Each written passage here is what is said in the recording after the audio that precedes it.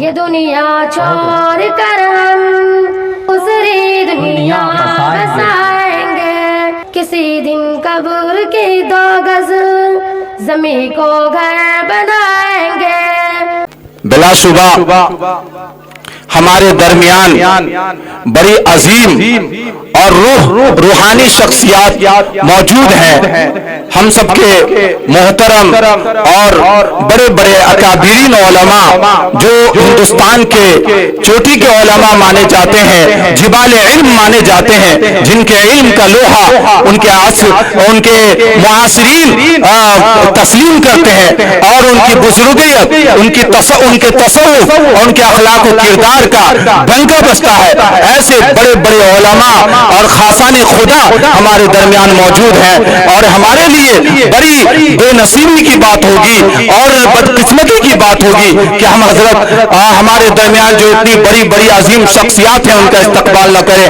اس لیے چونکہ ڈاکٹر صاحب کا بیزی شیڈول تھا، ان کو رخصت کیا گیا، اب باضابطہ سکون کے ساتھ پروگرام چلے گا۔ اس سے قبل ہم چاہیں گے کہ ہمارے تمام مہمانوں کا شال کے ذریعے استقبال کیا جائے، اس کے بعد پھر آگے پروگرام چلتا رہے گا اور آخری درس بھی ہوگا بخاری شریف کا۔ تو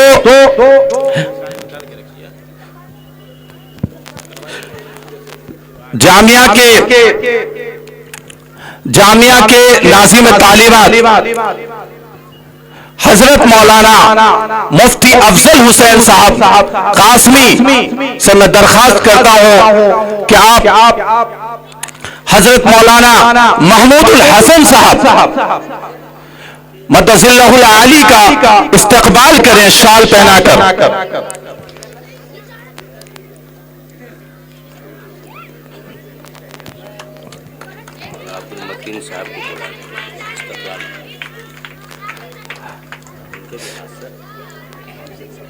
اب میں ہمارے درمیان مولانا ناصر سبیلی صاحب اجرا سے تشریف فرما ہے۔ میں ان کے ہاتھوں سے چاہوں گا کہ جناب حضرت مولانا بدیع الزماں صاحب Nadvi Qasmi chairman Indian Council of Fatwa and Research Trust Bangalore کے اور ناظم بانی جامعہ فاطمہ للبنات مظفر پور کا بڑے پرتپاک انداز میں شال اڑا کر استقبال کریں، شال پوشی کریں۔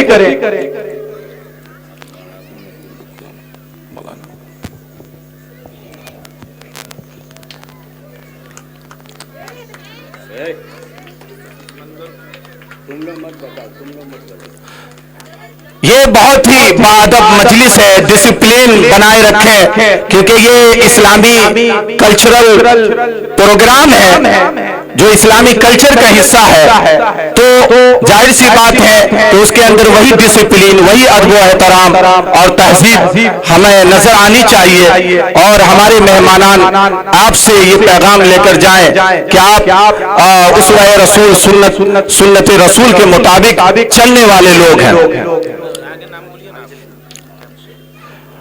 اب میں حضرت مولانا عبد المتین صاحب علاقے کے معروف بزرگ، ان سے میں درخواست کرتا ہوں کہ حضرت مولانا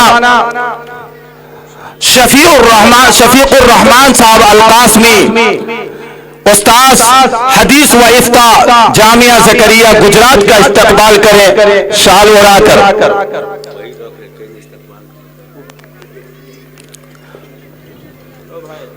دوسرا دیجیے جلدی کیجیے۔ آپ کون ہے؟ شال اڑا آپ کون؟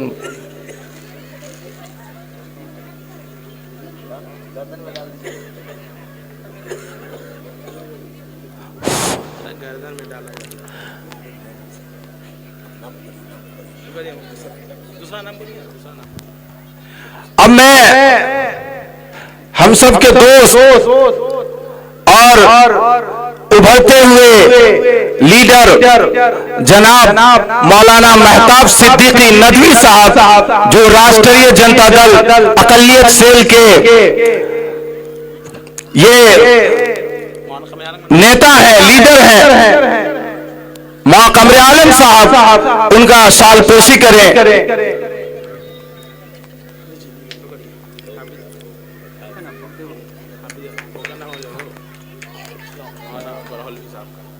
ہو گیا نا؟ ہاں ہو گیا۔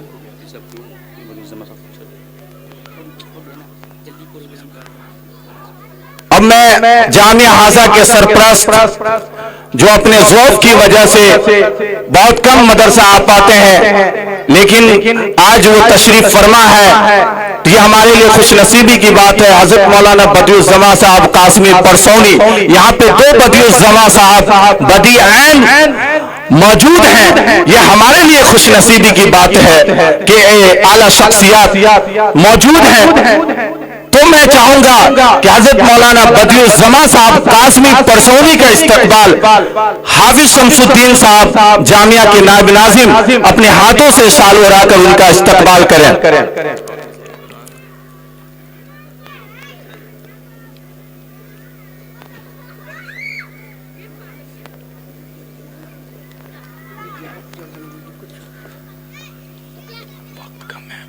دو منٹ 5 منٹ اس کے بھی کم۔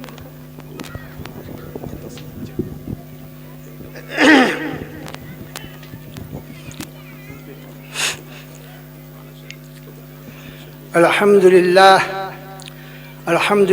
وکفا وسلام علی عبادہ الذین اصطفی، اما بعد فاعوذ باللہ من الشیطان الرجیم، بسم اللہ الرحمن الرحیم۔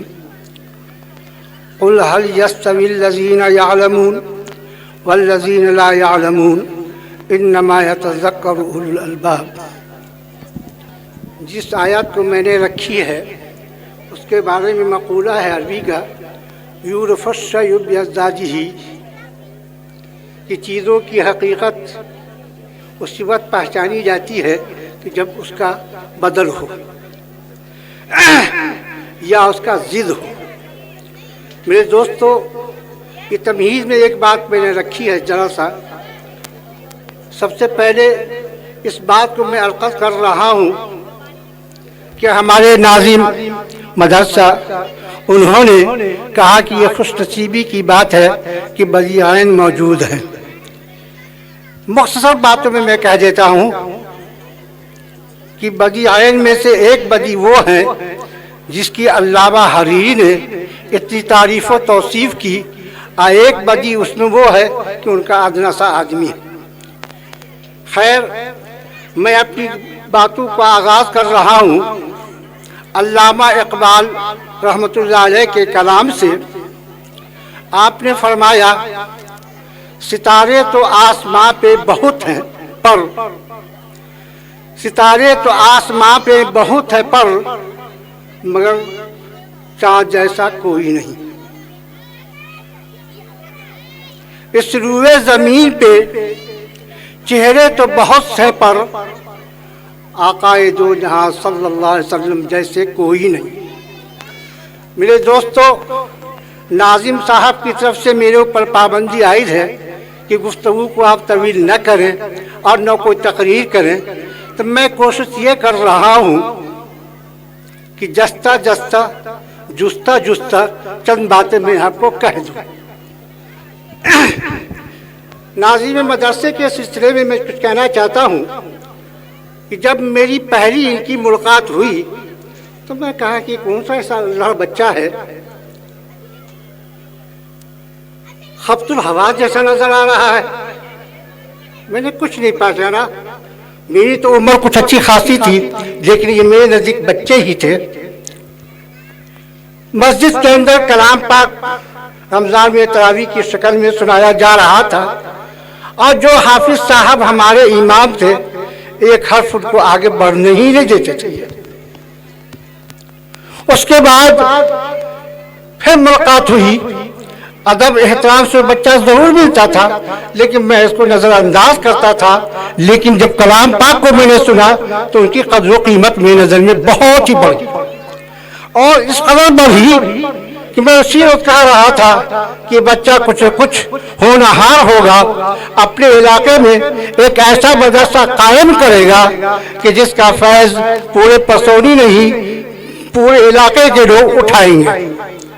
مدرسے کی حالات کو دیکھ کر آپ بھی کچھ مرجھا جاتے ہوں گے، ہم لوگ بھی مرجھا جاتے ہیں کہ اتنا بڑا ادارہ بن رہا ہے اور اس میں ہم لوگ بھرپور تعاون کرتے تو اپنے ادارے کے ہی اپنے بستی ہی کے لوگ مل جل کر کے اس کام کو انجام دے سکتے تھے۔ بلکہ آگے میں بات بڑھا رہا ہوں کہ ناظم صاحب نے ایک دوسرے مدرسے کے اندر تعلیم شروع کی، لیکن جو آدمی ذہین و فطین ہوتا ہے اس کے زبر زیر کو نہیں پسند کرتا اور ان کے اگر مگر کو بھی وہ قبول نہیں کرتا، وہ آدمی اس مدرسے کو خیر بات کہہ کر اپنے قوت بازو پر اس مدرسے کی بنیاد ڈالی اور الحمدللہ آج آپ کے اور ہمارے سامنے میں اس کا ثمرہ ہے۔ میرے دوستو، مختصر سی بات مجھے کرنی ہے، تعلیم ایسی تعلیم ہوتی ہے کہ جس کی بنیاد آقا محمد صلی اللہ علیہ وسلم کو نبوت ملی، تو نبوت کے اندر سب سے پہلے کون بات ملی؟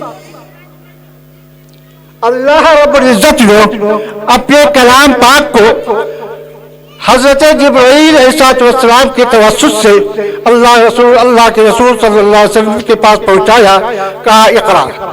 اس بات کو بھی میں طویل نہیں کروں گا، میرے کہنے کا منشا یہ ہے کہ سب سے بات نبوت سے مبعوث ہونے کے بعد آپ کو اقرا کی تعلیم دی گئی، اور وہی فیض آج امت پر آج تک حاوی ہے۔ جیسے میں نے کلام میں کہا تھا کہ زمین پہ چہرے تو بہت سے ہیں مگر نبی صلی اللہ علیہ وسلم جیسا چہرہ کوئی نہیں۔ اسی کی شعائیں ہیں کہ آج آپ کے نقش قدم پر جس تعلیم کی آپ نے ابتدا کی، جس کلام پاک سے آپ نے صحابہ کو منور کیا اور اس کا فیض کچھ نہ کچھ اپنی امت کے لیے چھوڑ دیا، اور اس امت کے لوگوں نے ایک ایسے ناجی سب کو پیدا ہوا کہ حضرت عبداللہ ابن مبارک کا واقعہ میں سنا کر بات کو ختم کروں گا، کیونکہ میں پہلے ہی کہہ دیا جستا جستا کودتے اور ڈھونڈتے کوئی بات کو میں آپ کے سامنے میں رکھوں گا۔ حضرت عبداللہ ابن مبارک رحمۃ اللہ علیہ کا قافلہ بغداد کے اندر پہنچا، اور جب بغداد کے اندر پہنچا تو ان کو چھینک آئی، تو چھینک پر حضرت عبداللہ ابن مبارک نے کہا الحمدللہ۔ اس کے جواب میں کیا پورا ان کا قافلہ جب کہتا ہے یرحمک اللہ، ہارون رشید گھبرا گئے کہ معلوم پڑتا ہے کہ اس ملک پر کوئی حملہ آور آ گیا ہے۔ فوراً قاصد کو بلایا اور کہا جہاں دیکھو وہاں کوئی بات تو نہیں پیدا ہو گئی ہے۔ قاصد آتا ہے، عرض کرتا ہے کہ ہارون رشید خلیفہ بات کچھ نہیں ہے، اب بات ہے تو بہت بڑی ہے۔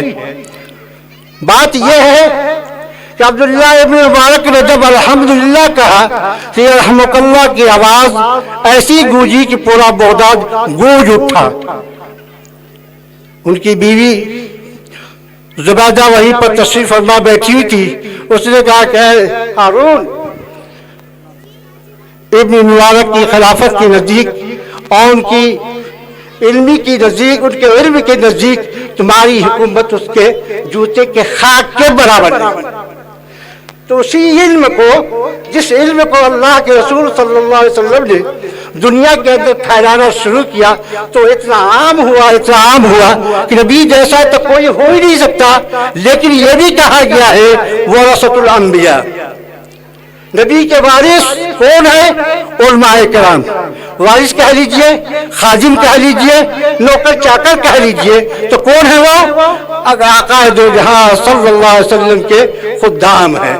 یہی بات کو کہہ کر یہ بہت بڑی بات ہے، بہت بڑا یہ تعلیم کا جنہوں نے اپنی زندگی کو اوڑھنا بچھانا بنا لیا ہے، ان کے لیے جتنا مبارکباد کہا جائے کم ہے۔ وآخر دعوانا الحمدللہ رب العالمین۔